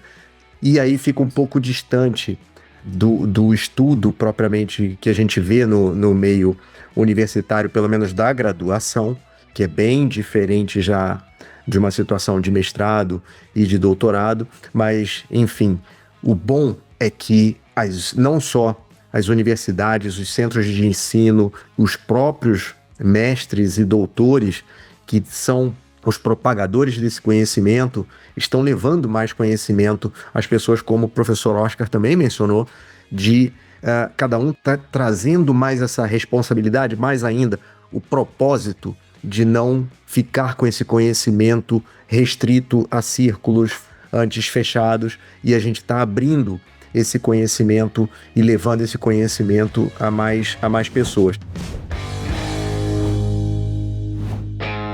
E a minha provocação aí, que eu não poderia perder para colocar para vocês nessa questão da colaboração com as empresas, é que há pouco tempo atrás falava-se muito de empresas disruptivas, que eram empresas que utilizavam a tecnologia de uma forma que poderia ser escalada uma solução para resolver um problema, uma dor da sociedade, do público. Bom, hoje em dia a gente vê cada vez menos empresas disruptivas, muitas empresas que antes eram disruptivas, hoje em dia já vimos que não eram tão disruptivas e algumas até fecharam as portas, e outras estão ainda numa fase de incubação, mas poucas empresas hoje, das tradicionais, estão fazendo esse trabalho de melhorar ou dar maior conforto à sua população, à sua comunidade. Algumas até eu vi exemplos, tanto na Colômbia, como no Brasil, como no México, de empresas que têm uma preocupação, óbvio, social, mas têm uma preocupação muito grande com a comunidade na qual elas atuam. Então, por exemplo, se uma empresa está em Aveiro, se uma empresa está no Rio de Janeiro, ela procura cuidar da sua comunidade, cuidar do seu entorno. Um professor até deu um parênteses aqui, ele dizia o seguinte: é muito fácil a gente amar uma pessoa que está a 3.000 quilômetros da gente, fazer doação de alimentos para essa pessoa, mas quando a gente está andando na rua e vê uma pessoa ao nosso lado passando por algum sofrimento, muitas vezes a gente fica insensível a essa proximidade da dor do outro. E essas empresas têm essa colaboração muito, muito, muito forte, e isso daí ajuda elas em vários aspectos do seu desenvolvimento e da sua integração, não só social, mas também falando de responsabilidade social, mas não entrando exatamente em responsabilidade social, mas uma integração e uma proximidade que traz muitos benefícios em relação ao desenvolvimento de produtos e serviços, não só para aquela comunidade, mas para coisas que às vezes ela aprende. Aí vamos falar do ecossistema de aprendizado. O ecossistema de aprendizado não está somente nos livros ou dentro de uma empresa. Essas empresas têm que também participar mais ativamente desses ecossistemas de aprendizagem, para que elas possam contribuir, como possam também usufruir desse ecossistema de aprendizagem. Os senhores têm algum exemplo prático de empresas que já estão fazendo essa transformação para se integrar mais ativamente nesse ecossistema de aprendizagem e colhendo já benefícios não só para eles, como para a comunidade nas quais eles operam? Pelo introito que deixou, Filipe, pela contextualização que deixou, haveria aí uma atuação de alguma sustentabilidade, não é? Há uma empresa que luta pelas causas sociais. Quando eu ouço falar nisso, uma causa social é uma coisa pontual, não é? Não é uma coisa sistemática, não é uma coisa que deve dar alguma sustentabilidade, ou acompanhamento na corrente, como uma solução de apoio duradoura, não é? Eu confesso que aí organizações, conheço algumas, mas têm como sua missão exatamente procurar, e o termo mais feliz, se calhar, é mitigar as situações que não deviam estar a acontecer. Mitigar situações que já entram naquilo que é uma miséria humana e que não devia estar a acontecer. E por falta dessa dimensão de proximidade social, desse empenhamento, dessa sensibilidade, como disse muito bem, Filipe, sensibilidade. Acho que perdemos alguma sensibilidade. É que nem sabemos. Aí acho que nesse capítulo entramos quase nos nossos exemplos pessoais. Se me disseres, porquê é que não fazes nada? Porque eu nem sei o que fazer. é tão estúpido, não é? E tão desconfortável como isso. Eu não sei o que fazer, não é?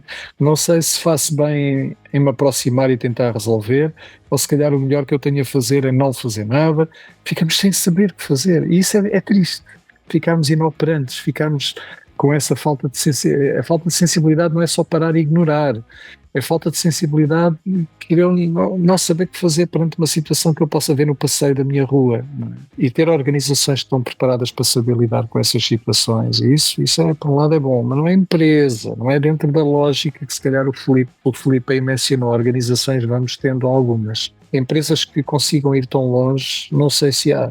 Há empresas que dizem que estão por uma causa social, mas muitas vezes o que dão é também por conta daquilo que é o seu modelo de negócio e a relação com benefícios financeiros e contabilísticos, não é? Ou de impostos, ou coisas do género.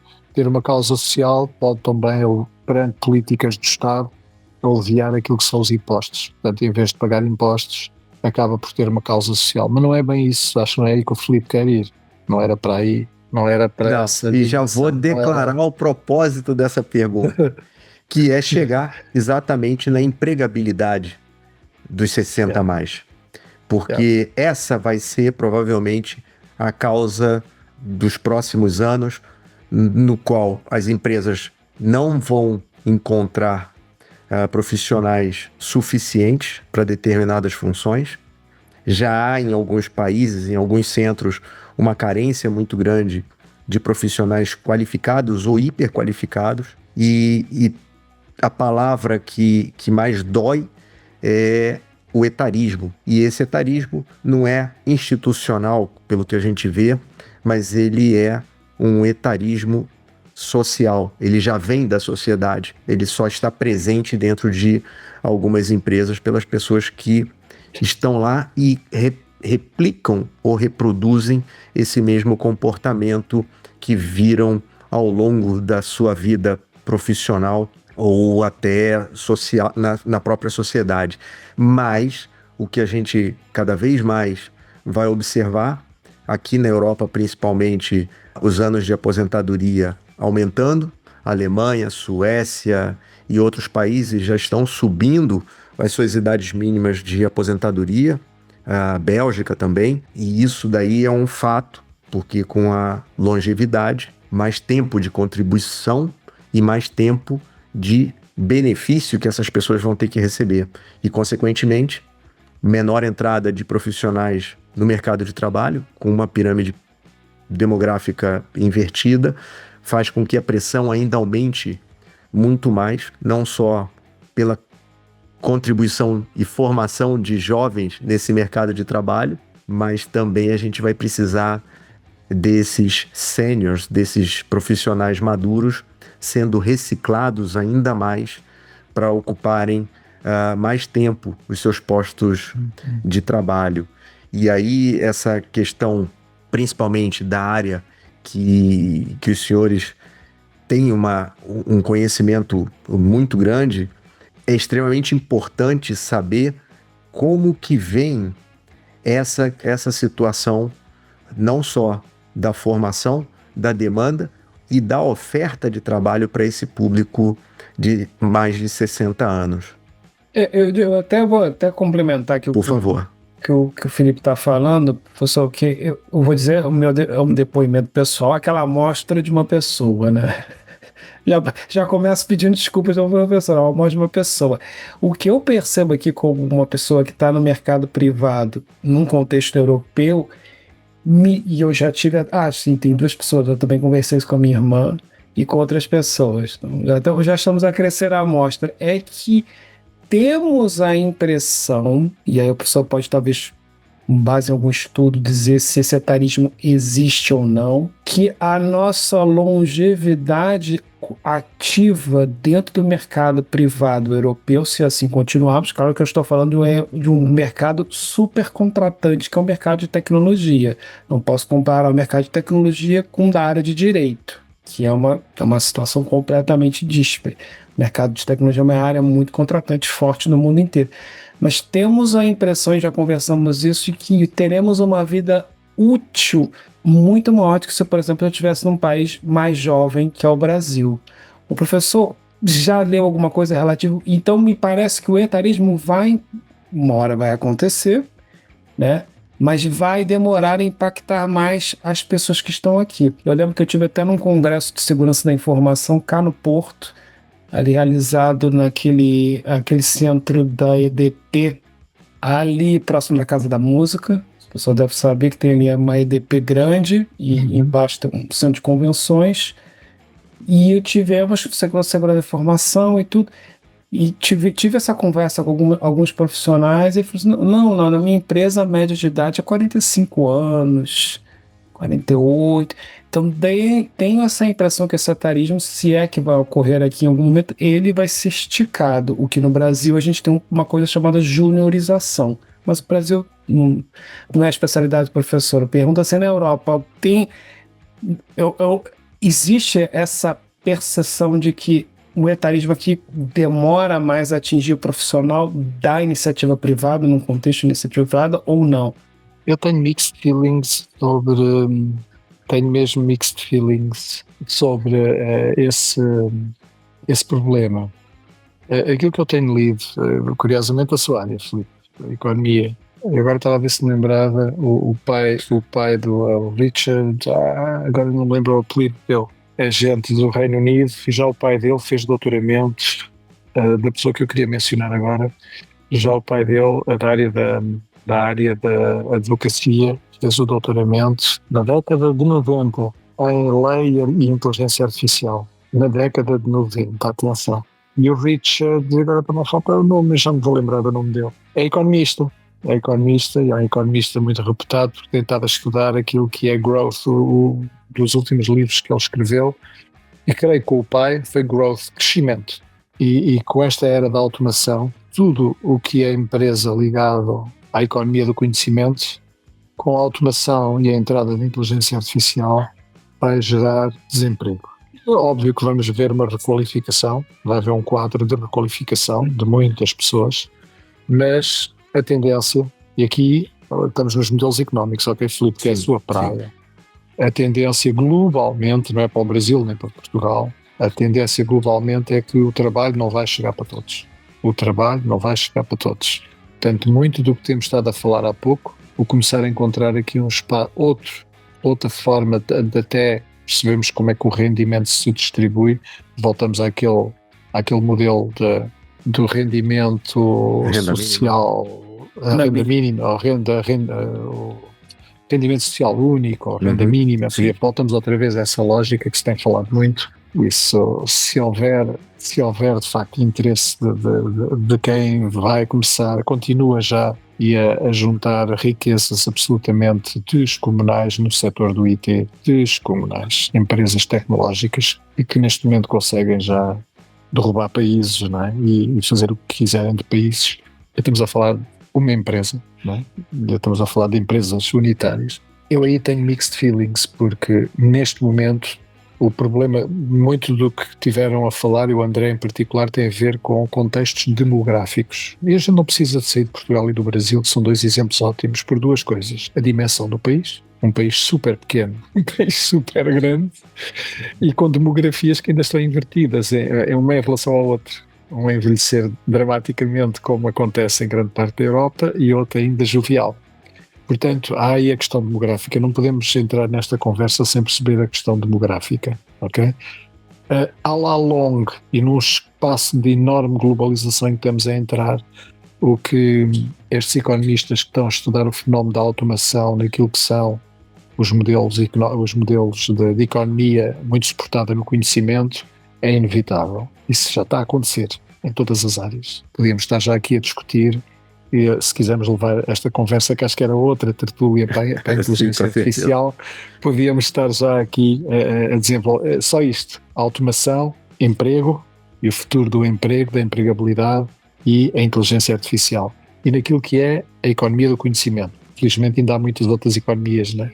Também precisamos de comer pelo menos uma vez por dia, precisamos de comer. E isso não há inteligência artificial que nos consiga ir para o campo ainda, tratar. Ainda não, quase, mas ainda não. De maneira que eu aí, esta questão demográfica, eu acho que ela ainda, em Portugal, estamos a sentir, a chamar médicos aposentados para vir trabalhar e a dar-lhes condições para isso, mas isso são coisas pontuais. Eu ainda assim quase punha numa condição humana, Filipe, esse seu desafio e provocação. Eu acho que a pessoa deve sempre poder escolher. Se uma aposentadoria venha ela quando vier, terá certamente direito a ela, e num regime, num modelo, não é um regime, num modelo como o Brasil e o Portugal têm, em que descontamos para algum desse retorno do desconto, nos permita tomar a decisão de eu gostei muito do trabalho que fiz e do contributo a que dei à economia ou o setor económico em que trabalhei, mas eu tenho outros projetos na vida. Sim. E gostaria de usar a aposentadoria por isso, independentemente do meu grau de vocação e de grande amor à causa profissional que foi o meu trabalho. E a primeira instância eu acho que deve ser essa, Filipe, sinceramente. Isso vai quase à condição humana.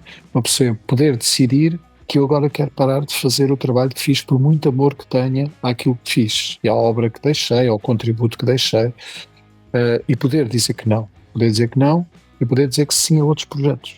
Isso acho que é um direito que toda a gente devia ter, desde que o modelo o permita, e o modelo do Brasil permite, o modelo da Europa, posso falar pela Europa porque temos um modelo social que é muito contestado. Quando vamos ver o modelo liberal ou ultraliberal dos Estados Unidos, contrapõe claramente com o modelo brasileiro e com o nosso na Europa, não é? Portanto, eu defendo muito isso. Eu acho que há aí algo de muito nobre em poder, por várias razões. A saúde não é a mesma, a energia não é a mesma e, portanto, já nessa etapa final de vida, poder tomar decisões de onde é que eu quero estar e a fazer o quê, acho que é algo muito nobre que uma sociedade pode fazer por esse envelhecimento ativo. Portanto, eu defendo isso. Primeiro, esse direito. Depois, vamos à situação. Então, mas há pessoas que querem, e se calhar é essas que respondem à sua purificação. Também há um direito de dizer, eu tenho condições ainda para dar um contributo, porque é que não me é oferecido essa possibilidade de eu continuar a dar um contributo, se há empresas que sei que vão ganhar muito em eu poder continuar a dar esse contributo? Eu acho que devia de estar na liberdade de cada um dizer, é até eu morrer. Olha como o nosso cineasta, como é que ele se chama? Eu não estou mesmo para nomes hoje à noite. Nós tivemos aí um cineasta muito tão conhecido, não me lembro agora o nome dele, que esse já com quase 100 anos dizia, eu não aceito jamais encomendas, que eu já tenho filmes para fazer para os próximos 10 anos. Ele já tinha quase 100. Ele já tinha quase 100. Mas é isto, a vida continua, ele é feliz. Era feliz, ele já faleceu, era feliz a fazer filmes, portanto, morreu a fazer filmes, e é legítimo que era morrer a fazer filmes, não é? Era aquilo que ele adorava fazer, e era um bom cineasta, portanto, eu aí, claro que sim, e devia de haver um modelo económico preparado para poder manter essas pessoas integradas e lhes dar uma oportunidade para continuarem a ser felizes assim, e acho que as outras gerações mais recentes só tinham a aprender com isso, se havia espaço para essa pessoa num modelo de negócio que está vigente, certamente os mais novos vão sempre aprender com a experiência dos mais velhos. Isto num pressuposto que se essa pessoa tem um lugar dentro de um modelo económico, cabe-lhe decidir se está ou não está lá dentro. E se a empresa o quer lá dentro, mais experiência é sempre melhor que menos experiência. Isso aí tenham paciência, ainda está para vir alguém para nos desmontar esse argumento, seja em contexto. Isso é um fato. É um facto, eu acho que é um facto. Portanto, eu aí acho que a primeira é sempre a decisão da pessoa e depois, decidindo por ficar, eu creio que não sei, ao ritmo que as coisas estão, acho que há poucas empresas que conseguem perceber a mais-valia disso. Na área metalúrgica, em Setúbal, onde os meus pais ainda têm a casa, houve aquela onda de reformulação do espaço metalúrgico em Portugal e houve muitos despedimentos, empresas que fecharam. O meu pai, com 56 anos, foi uma das pessoas que negociaram, deram-lhe o dinheiro que acharam que deviam dar. Ele não ficou mal, mas correspondeu àquilo que foi o investimento de vida dele. Estamos a falar de gerações que começaram a trabalhar com 14, 15, 16 anos, ok, Filipe? Estamos a falar de gente, vida foi dura. Eu só perguntava, mas o meu pai, dentro da área dele, ele foi um metalúrgico de top. Ele foi uma pessoa de chão de fábrica, mas foi sempre chefe de equipa, uma pessoa ultra profissional, uma pessoa...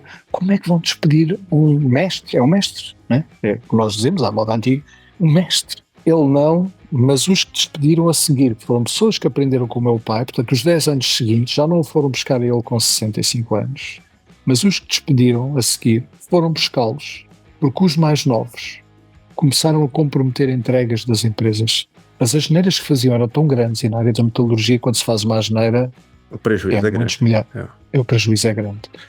Foram buscar os mais velhos, com quem tinham negociado, portanto, foram buscá-los, renegociaram o ordenado, para poderem vir uma temporada. Eles acharam, não sei já se foi 1 ano, se foi 2, para poder pôr os mais novos a trabalhar ao lado deles e fazer escola com esses mestres, porque os mandaram embora demasiado cedo e não perceberam que o conhecimento ainda não estava na cultura da empresa para estarem a fazer aquele despedimento. Foi um despedimento negociado. Ok, Filipe, não está aqui em causa despedimentos. Sim. Não é nada disso que está em causa, ok? O que está em causa é como é que uma empresa, e ao contrário, como é que uma empresa vai negociar um despedimento quando ainda não acautelou-se a cultura de profissionalismo, de competência técnica. A competência técnica não estava garantida nas equipas mais jovens e foram despedir os mestres todos. O que é isto? Isto ainda é uma... Quer dizer, é um absurdo, é que isto já nem é ir buscar os mais velhos para poderem continuar a dar um contributo. Não, é deixar cair o negócio, deixar comprometer o process funnel, né? Para comprometer o processo de fabrico, porque despediram estas pessoas sem perceberem se estava acautelado toda uma cultura profissional, uma cultura de rigor técnico, de competência técnica, de brio, de perfeccionismo, não estava garantida na empresa. Como é que isto foi em Setúbal? A Setnav se instalou lá. Com certeza essa situação de Setúbal, a gente vai ter casos, eu tenho, o André deve ter, de outros lugares do mundo, de outras empresas, sejam multinacionais grandes ou pequenas, porque muitas vezes as respostas disso está exatamente no foco do curto prazo.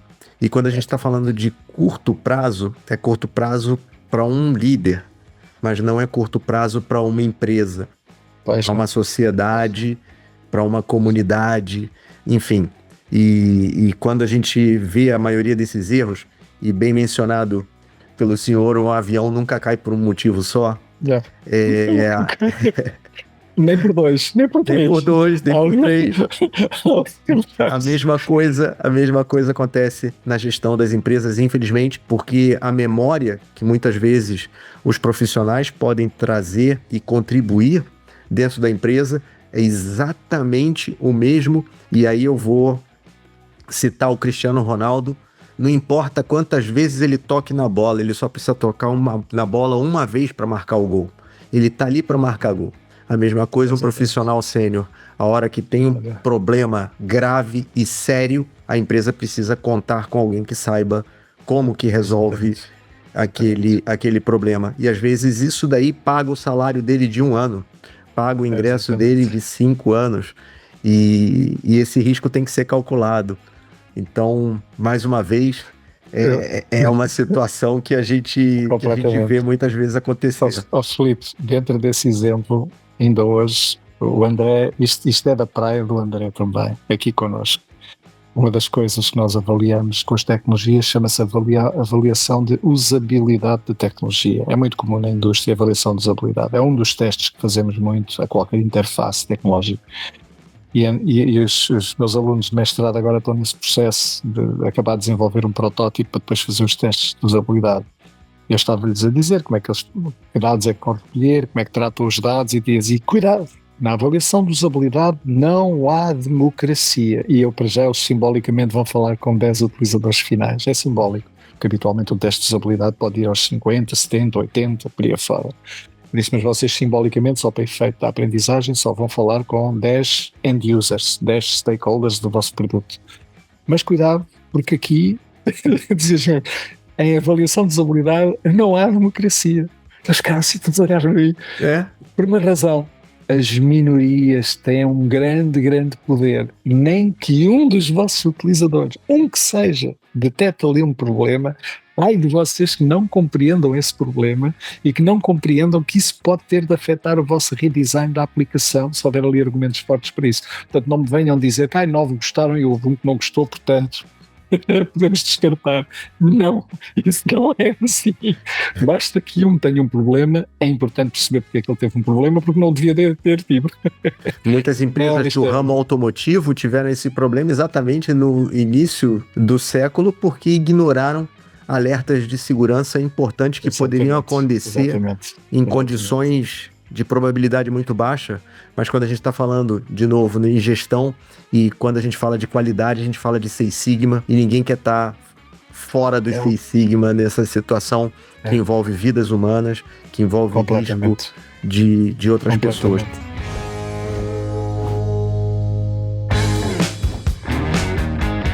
Professor, nós estamos chegando aqui ao final da nossa conversa, que eu vou pedir, já vou me atrever para a gente ter uma agenda para 2026 e voltar a falar sobre inteligência artificial, já que foi sua sugestão para a gente continuar essa conversa. Mas eu teria só mais um pedido, que é, cita para nós, são duas perguntas, aliás, cita para nós o que o professor está lendo, o que ele recomenda, o que ele está vendo de audiovisual, na parte cultural, o que teria de interessante nesse momento relacionado a esse assunto ou não, que gostaria de recomendar para o nosso público? Eu acho que neste momento, para ser coerente com aquilo que acabei de dizer, apanhei por acaso um livro e para quem é da minha geração, Bruce Lee diz alguma coisa. Bruce Lee é chinês, mas teve toda a carreira dele nos Estados Unidos, né? Uma celebridade de Hollywood. Recomendo que vocês vejam. Ele tem uma fundação de pé em nome dele, a filha dele tem estado a levar isso para a frente. Tem neste momento, acho que uma série que se chama Warrior, mas vejam o livro que ela publicou, Flow Like the Water, não é? Move-te como na água. Vejam o livro, se forem à Bruce Lee Foundation, brucelee.com, e vejam o livro. O livro é um livro muito... É preciso perceber que estamos a falar de culturas asiáticas, estamos a falar... E temos muito... Não podemos falar em transdisciplinaridade e não ter também aqui, na nossa perspectiva deste mundo global, a transculturalidade. Sim. Okay? E eu acho que o contraponto a tudo isto, vamos nos deixar deslumbrar com a tecnologia. Acho que é fabuloso mantermos uma vida com 3 anos e deixar este nosso cérebro estar sempre aqui nestas bebedeiras de novidades.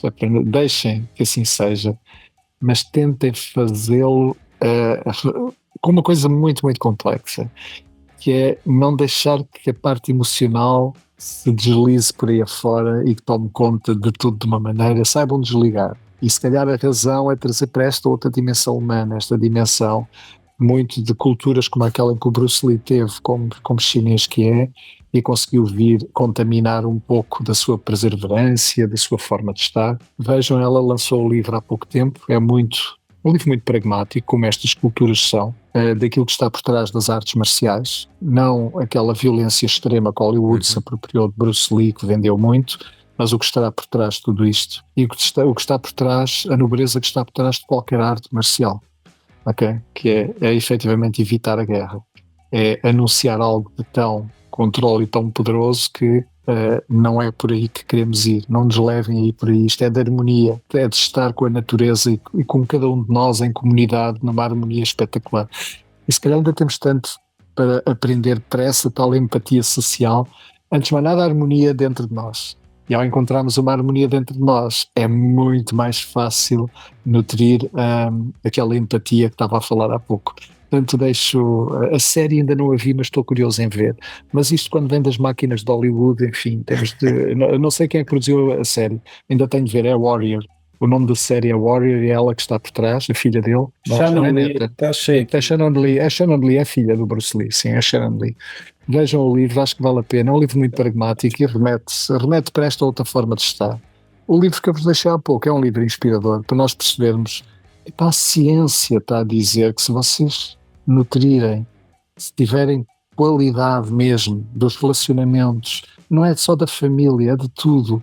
Se conseguirem nutrir isso até aos últimos dias da vossa vida, têm garantias de ser pessoas felizes. Portanto, o que é que há de mais?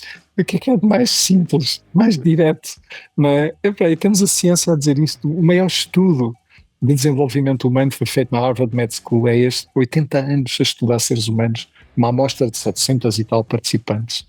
Tudo bem que são americanos, mas a essência é da essência humana, não é do modo de vida dos modelos económicos americanos. Portanto, se quiserem, vejam esse livro também. Lê-se muito bem, é um livro feito por académico, mas feito para as pessoas nutrirem também do que ali se aprendeu. A vida boa. Deve ser assim que também está em português do Brasil, para quem nos estiver a ouvir este podcast. E este da Shannon Lee, acho que vale a pena espreitar aquilo. Temos sempre tanto a aprender.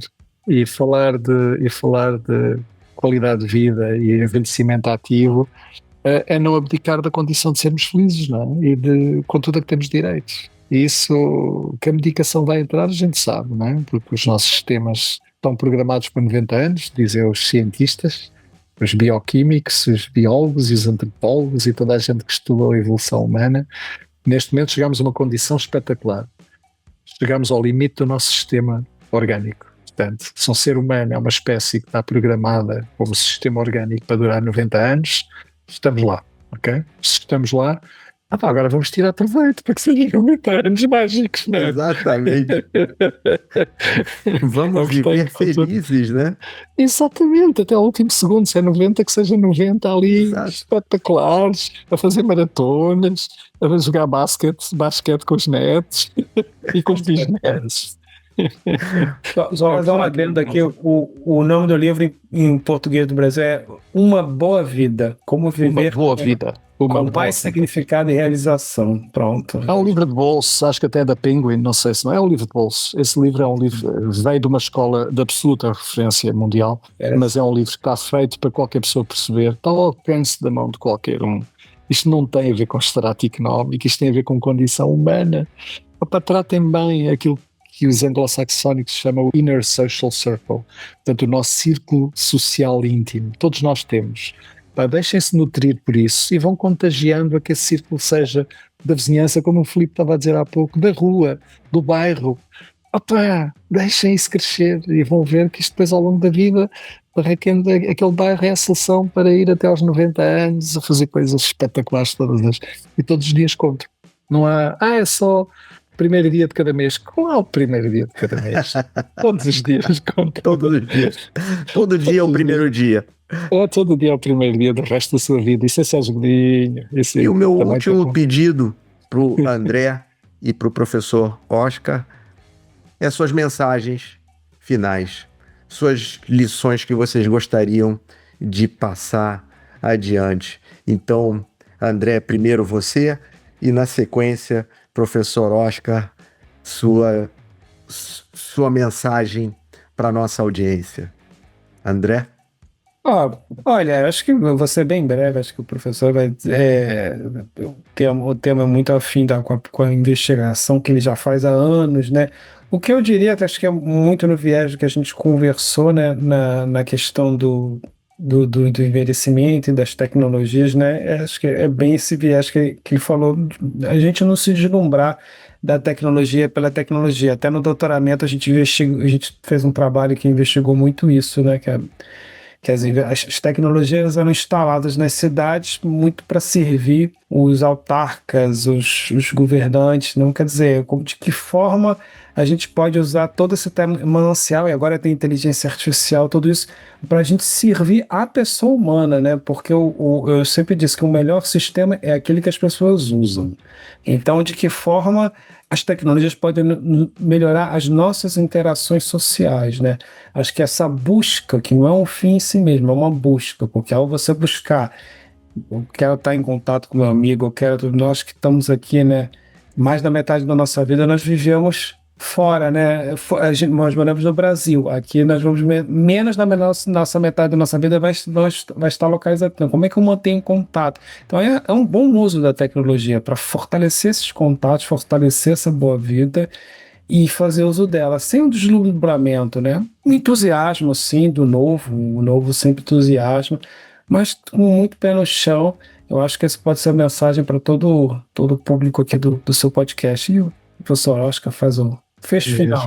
Obrigado. O meu fecho final, eu vou pôr a cereja no topo desse bolo. André, eu não digo mais nada. O André acabou de definir aqui a nossa escola, isto é a filosofia, aqui a nossa área científica de ciências e tecnologias da comunicação e informação humana. suporta-se neste pilar quase que filosófico, epistemológico, chama-lhe o que quiser. Mas é mesmo isto. Acho que o André pegou muito bem. E saber relativizar o deslumbramento tecnológico e não esquecer a nossa condição humana, e para sermos felizes enquanto os seres humanos, não nos podemos esquecer que somos animais sociais na sua essência, ok? Dentro daquilo que é um quadro de uma saúde normal, é isto que se espera de um ser humano.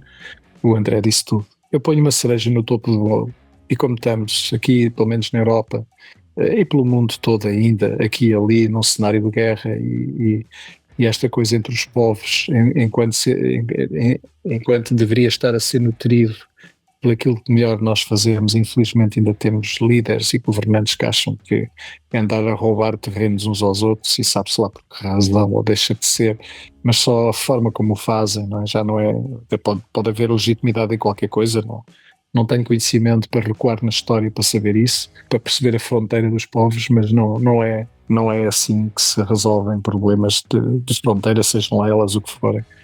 Eu queria-vos deixar com uma cereja no topo do bolo desta definição que o André aqui vos disse.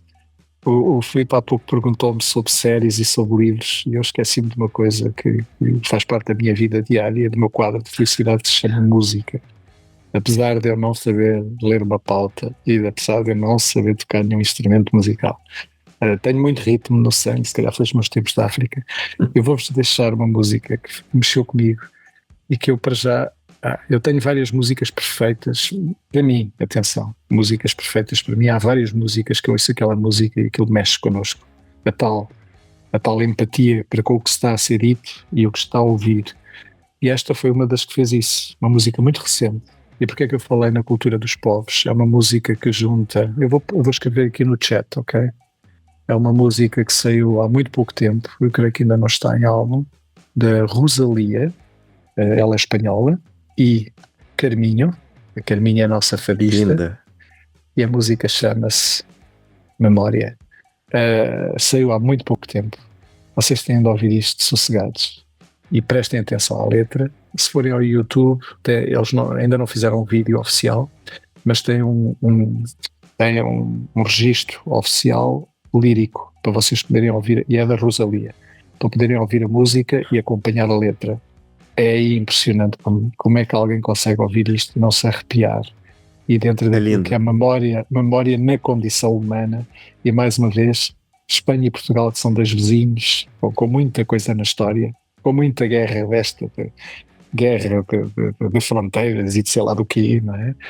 Como é que isto não é um exemplo para a gente andar para a frente e fazer coisas em conjunto, de arrepiar qualquer ser humano, não é? Porque é que não é nisto que as nossas culturas, a relação dos nossos povos e das nossas vizinhanças, que é que não é nisto? Deixo-vos com esta cereja em cima daquela definição do André, desta música, e desfrutem dela. Rosalía, espanhola, com a nossa Carminho, aqui numa letra tão simples e ao mesmo tempo tão poderosa, e uma música que é onde tudo vale, as pausas, tudo arrepia. É impressionante. E vocês têm de ouvir isto num ambiente muito, muito especial. Para quem nos estiver a ouvir... É uma das músicas favoritas minhas no álbum Luz, da Rosalía. É sim, ela saiu ali com um projeto, completamente de uma maturidade musical e de uns arranjos, uma coisa do outro mundo. E depois chegamos a isto. E isto é impossível não arrepiar. Como é que é? Eu não sei como é que isto é feito. Para mim é mais uma música perfeita que eu vou ter na minha vida. Não é? Como é que não é possível ouvir isto e mexe, não é? O que é que está a mexer comigo? Não sei. Pronto, mas deixo-vos com isto, Filipe. Mais uma vez, muito obrigado. Foi um gosto. Com tanta emoção, com tanto sentimento, com toda essa empatia e simpatia, chegamos ao final desse nosso episódio, com a promessa de voltar posteriormente aí para tratar de novos e mais assuntos de interesse daqueles que querem trocar essa experiência de envelhecimento ativo, de aposentadoria voluntária e grandes recomeços. Então, não sai daí. Tábula Rasa Sênior, canal Curta Tábula Rasa Sênior. Nós vamos estar presentes junto com você. Entra, participa, ativa o sininho, se inscreve. O mais importante é ter participação, é ter debate, é gerar curiosidade, gerar perguntas, gerar respostas. A gente aqui tem certeza de uma coisa: a gente não sabe nada e vamos aprender juntos. Muito obrigado a vocês, muito obrigado, professor Oscar, muito obrigado, professor André, por essa aula de amor ao conhecimento que vocês passaram hoje. Muito obrigado e até a próxima. Não sai daí. Um gosto. Muito obrigado. Você ouviu Tábula Rasa com Felipe Ferreira. Acesse tabularasasenior.com.br para ouvir todos os episódios e ter acesso a muito mais conteúdo. E nos siga nas redes sociais. O Tábula Rasa é produzido pela Radiofobia Podcast e Multimídia. Esperamos você no próximo episódio.